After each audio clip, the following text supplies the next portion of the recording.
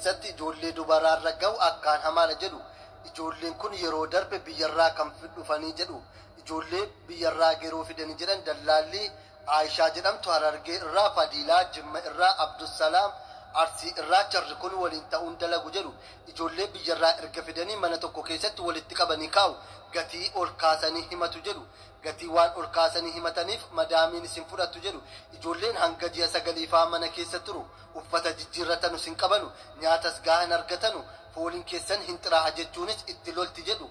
Karaattis akka gad hin baane itti godhu jedhu. Kanaaf ijoolleen rakkoo hamaaf maatiidhaanis waliin qunnamanu. Keessumattuu dallaalli Aishaa jedhamtu ijoollee dabarsitee sagaagalummaaf gurguratti jedhu. Ijoollee bibbicuutaati arabatti dabarsitee gurgurachuun arabni durbummaa ishee irraa fudhata bakka maziraa geesse jedhu. Yeroo darbe intala tokko gurgurattee guyyaa 6 ergatti taphatee fidee deebise jedhu. Egaa akkuma dhageessan harka fuudhee jaalatamtoota hordoftoota keenya jirtu fayyaa keessanii baga nagaa fayyaa taatan. Egaa waan keenya dubbatamee hin dhumu akkuma argaa jirtan kana jechuudha. Akkuma dhaga'aa jirtan kana jechuudha. Ijoolleen keenya shamarran keenya obboleewwan keenya biyyarraa baanii of jijjiirra jedhanii yeroo biyyaa dhufan wantoota hedduun akka nama mudatu garuu isaan beekanii ta'e osoo hin beekin ta'e hojii hojjetannaa maatii keenya jijjiirra of jijjiirra jedhanii gaafa biyyaa bahanii haala kanaan dallaalli itti taphata jechuudha biirootti jechuudha. Kun immoo akka natti fakkaatutti dhugaa dubbachuu fi namumarraa uumamanii laata kan jedhu amma nagaddisiisaa jira jechuudha. Kan akkana godhaa jiru hoo ormaa miti. Numatuyyuu akkas wal godhaa jira. Numatuyyuu wal gurguratas numatu gaafa maallaqa dhabnes immoo karaa waan biraati irratti wal oolfanna jechuudha. Amma hundi isaaniitu kun Jimma kun Arsii callisanii hojiin osoo hin jiraatin hojiin jiraachuu baate dhimma isaanii miti. Ijoollee asitti akka qoraaniitti jechuudha akka qoraaniitti walitti qabanii biiroo keessatti ashaganii yoo irraa fudhachuu baatan gatii ol kaasanii yoo irraa fudhachuu baatan in gurguratu jechuudha. Guyyaa guyyaatti gurguratu jechuudha. Dhugaa hedduu nama gaddisiisa. Barri keenya kun maal akka keessa jirru maalumaaf akka jiraannu namni haqaaf jiraachuu dideeraa bara kana keessa waliif nama dadhabamee jira. Baay'ee nama gaddisiisa. Baay'uma nama gaddisiisa. Egaa carraan intala tokko gaafa hojjechuuf of jijjiiruuf maatii ishee jijjiiruuf qotiyyoo warra ishee gurgursiistee gaafa dhuftee as geessee asitti immoo akkana taatu hedduu kan nama gaddisiisa jechuudha. Baay'ee nama gaddisiisa. Immoo maaliif ta'a yoo jennes akkatti dubbachuu dhiisnu nu wallaalchisa. Dubbachuu dhiisuu fi ijoolleen keenya gamaa gamanaan miidhamaa jiru. Asiin kan hojii dhabee mana namaatitti mana biirootitti rakkachaa jiru hedduudha. Asiin kan mana madaamii taa'u maallaqa nyaatamee wantoota hedduudhaan kan rakkachaa jiru. Dhugaa baay'ee nama gaddisiisa. Yoo ilaalanii jiran baay'ee nama gaddisiisa jechuudha. Amma daa'imman kana gurguratanii ijoollee kana gurguratanii dallaalotatti arabootatti gurguratanii ji'aan torbeedhaan guyyaa 3 akkasitti gurguratanii ofii isaaniitiin mana kiraa ofirraa kaffalu. Jireenya daa'imman kanaati garuu yaadanii jiru takkumallee yaadanii hin jiran jechuudha. Dhugaa dubbachuuf yoo hojiin hin jiraanne ta'e biyya namaa hin fidinaa ijoollee hin jiru cufame jedhani namni tokkichi akka biyya isaatii hin baane biyya ofii keessatti beela'anii du'uunillee gatii qaba. Sinii galee biyya ofii keessatti beela'an du'uu jechuun gatii qaba jechuudha. Gatii qaba. Ishiin immoo beelan hin du'u yookaan immoo hojii mataa kootii tokko dhuunfadha baradhee galma hin geenye. Baratanii galma ga'uun hin danda'amu sila. Barannee galma ga'uu dadhabne deemnet hojjetanna jedhanii maatii isaaniitirraa qotiyyoolee gurgursiisanii kan qotiyyoolee hin qabne liqeeffate kan lafa qabu lafa gurgure kan lafa hin qabne immoo liqeeffate. Intalli kiyya gaafa ji'a 2 guutte birrii kana naaf ergitee nan deebisa yaada jedhu waan of harkatti qabuuf abbaanis intallis dhufee abbaa kooti gaafa nas dhufe maallaqa inni natti baasee kana hunda isaatu deebisee haala saniin of hin jijjiiraa jettee yaada akkasiisan qabattee biyyaa baati. Asoo gaafa dhufte akkuma argitan kana jechuudha.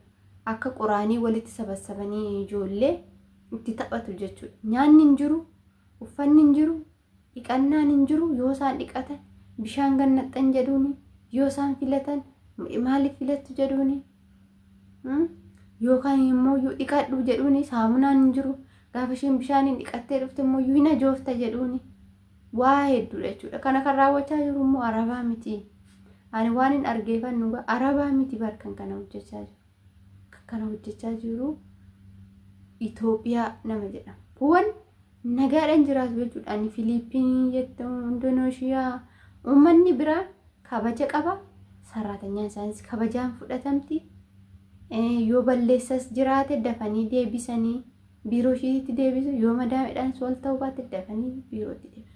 Kanas yoo siinqala yoo dhufte jedhuun jechuudha. Keenya ijoollee siinqala siffannisa. Bakka ati seentu koottume mana madaamii san gatiitu achumatti duuti jechuudha. Ijoollee baay'een kanaafidha kan biiroon dhadhu jedhanii badan malee jaalatanii miti kan badan. Jaalatanii miti kan ala hojjechuu filatan. Jaalatanii miti biyya namaa kana keessatti cal'isaniituma gadhiisii jiraachuun baay'ee barbaachisaas miti, filatamaas miti. Kanuma seeran jirutu tola. Kanuma seeran jirutu kabajama. Maaliifi sababni tokkoffaan ijoolleen keenya badduuf, sababni tokkoffaan ijoolleen mana kontiraata ittiin baddu sababa biiroon ijoollee keenya cokkontuuf, sababa bakka hin taanetti gurgurataniif. Sinii galee ofirraa kaaseen dubbata. Ijoolleen badanii ala hojjetan hedduu isaaniitti guutanii jiru jechuudha. Badanii bakka kanumarra jedhanii badanii ala hojjetan. Biirumatti hin deebu, biiroo sanitti hin deebu jedhee hoo kan osoo waggaa isaa fixatiin kan gale. Maaliif waan biiroo san waan arganiif, waan biiroo maqaa biiroo dhaate san keessa waan jiru waan arganiif. Tokko immoo jira kan haqaan hojjetullee. Kan dafqa nama ijoollee hin barbaanne yoo barbaadan maallaqa irraa nyaatu. Kan immoo yoo seeraan hojjetu kan dafqa nama hin barbaanne jira jechuudha. Kan osoo ishiillee hin miidhin, madaamii ishiin bira teessisanillee hin miidhin, seeraan akka ishii kunuunsanitti kennus gizee yeroodhaan dawwalee kan gaafatu hedduudha jechuudha. Nama harka 100 keessaa harki 5 yoo akkas goote harki kuwwan akkas parsantii takka malee maal harka tokko maal harka 5 harki 5 guddaadha. Hinjiru namni gaariin nama ijoollee dhugaan isiniin jedha yoo achirraa fidan yoo biyyarraa fidan akka waan hojiin argamu, akka waan mana gaarii wayii ga'u, akka waan maal isiniin jedhu jechuudha. Asitti garuu gaafa fidan walitti qabanii ittiin taphatu. Kan ittiin taphatanirra, kan nyaanni hin jirrerra, kan uffanni bakki rafan hin jirrerra, kan wanni tokkichi hin jirrerra dhiira gandaasitti gurguratanii ofii isaaniitiin maallaqa nyaatu jechuudha taa'anii. Cubbuu miti kun cubbuudha dhugaa. Cubbuun ijoollee kana karaa isin hin dabarsu dhugaa dubbachuu. Warri biiroo keessatti akkana gootan hundumti keessanuu jechuudha. Kanan godhan jechuu miti jechuudha. Waan ija kiyyaan argi jechuudha. Sirumaattu garajabummaa guddaa walirratti qabna. Maal akka ta'e hin beeku. Garajabummaa guddaa maa dhufte? Maa mana madaamitii baate? Madaamiin hin barbaanne ka. Ergan barbaanne guyyaa 2-3 hojjisiifattee ishiin qoshaashaa ishii xaraqsiifattee zibaalaa ishii gachisiifattee wanda gootee mana ishii astakakkalchistee torbeetti fiddi. Gaafa ishiin torbeetti fiddisan akkamsitu hojjechuu dide. Caammaa isaanii lukarraa baafatanii fuula keessa ittiin rukutu jechuudha. Ijoolleen kanuma kanarra biiruma sanitti hin deebi'u jedhee nama bade anuu nan beeka jechuudha. Mataa kootiin anis nan beeka. Ofii kiyyaafis wanti kun narra gaheera. Anis immoo namni biiroo dhaqee hedhaanamu, biiroo dhaqee isaanumtiyyuu narreeban, nan sillisan, nan ajjeesan hiriyaati jechuudha shaashidhaan morma ishii sillisanii hudhanii keessaa baasanii keessa baasuuf xiqqishuma tafe jechuudha morma ishii kun hin madaa'e jechuudha hin madaa'e erga sanii micayyoo sun biirootti hin deebi'u jettee badde jechuudha. Tokkoffaan ala wanni hojjetaniif kanaaf ijoolleen jaallatanii miti osoo biiroo gaariin jiraate osoo kan biyyarraa nama fidu sun seeraan nama kunuunsi maal godhu ala maal goona dhaaman kuni maqaan isaanii warra Oromoo ta'e warra Oromoo ofiin jedhu warra saba guddaa irraa dhalanne ofiin jedhu warra of fakkeessu jechuudha. Warri ijoolleetti taphatu warri dafqa isaanii kan nyaatanirra dafqa isaanii kan nyaatanirra ganaa isaan gurguratanii akka isaan jiraachisan kan godhan kuni inuma isin gaafata jechuudha. Gaafa tokko warroota akkana ta'u kanaafis darbite isinis isaan jechuudha isaan darbite inuma waan tokko dubbatu jechuudha. Nuti isaanitti tolee miti kan ba'an birrii gaarii argannaa fi miti barkaan isaan ba'an ani garuu akkasitti yaadu jechuudha akkasittis yaadee hin beeku.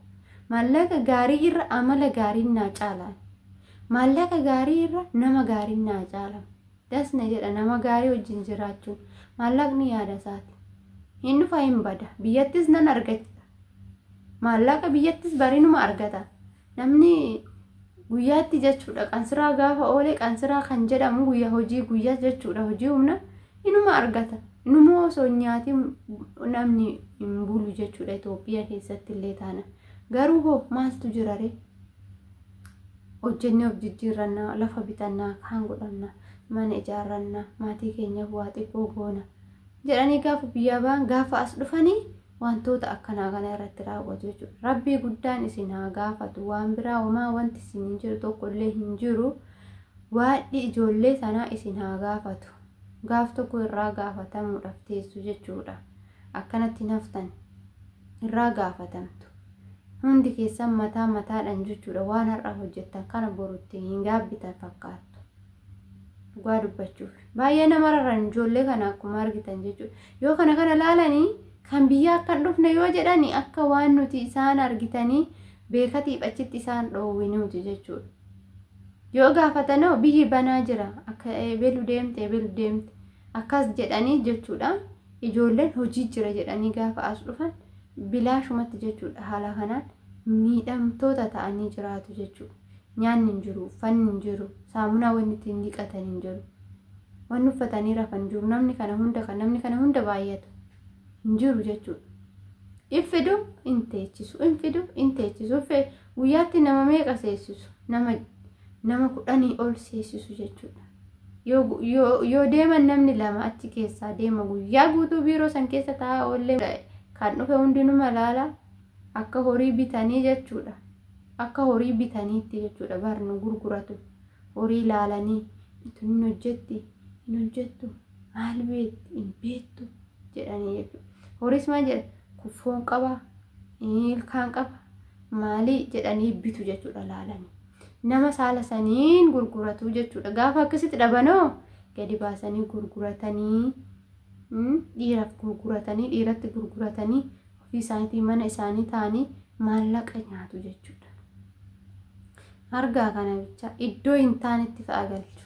Maaliif maallaqa ol fuutanii humna warra madaamiti ol gootanii maaliif kaffalaa jettuun? Biyyatti maallaqaan dhufu ijoolleen asitti maallaqaan galu. Maali isin hin mararanii? Isin nyaadhaa garuu maali madaamota akkasitti 6,000 7,000 ara amma yeroo nan dhufu waggaa meeqam gara 10,000 oliiti jechuudha. Harooftuu amma akkanani tilmaamutti akkasi. Kan immoo afaan beeku sanii oli. Kanaan hin dandeessu qaama daamishaan. Ijoolleen ala hojjetan immoo miskiinonni guutan hojii kan barbaadan kan hojjetanillee siraatan isaan baasii tokko malee fudhatti.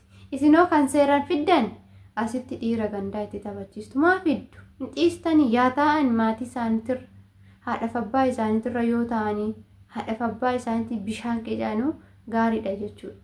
Yoo biyya kana hojiin hin jiraanne hin fidina. Akkasiin isin hin jedha hordoftoota kiyya warri na hordoftan dhiifama guddaa isiniin jecha miira keessa galeellee waan hin haasa'in natti fakkaata. Garuu immoo haala kanaan gaafa dhageessan hedduu dhiigni nama danfa jechuudha. Dhiignis nama danfa haala kanaan biiroo keessa namni hammana gahu taa'aa biyyarraa fidaa bakka tokkotti walitti qaba. Kan fidan seeraan hin qaban kan rakkate rakkoo keessaa hin baasan isaan maallaqa qofa jechuudha kan barbaadan. Kun immoo hedduu nama aarsa. Kanaafuu yoo isin aarsee raadhe dhiifama guddaa isiniin jecha warroonni immoo obboleewwan biyya namaati qabda silaa hin sarman anis kanuma beennu jechuudha hundi keenya hin beenna sarman akka sarmine osuma beennu garuu maal gochuu qabna hamma tokko itti himuu qabna gorsuutii qabna hin dhufinaa jechuu ni qabna xiqqoo ishii yookaan immoo hojiin jiru wantoota akkasiisan jechuu hin dandeenya garuu isaan hin dhagahan maal gochuu dandeenya garuu itti himna jechuudha itti himaa isin akka rakkoo kanaan argine.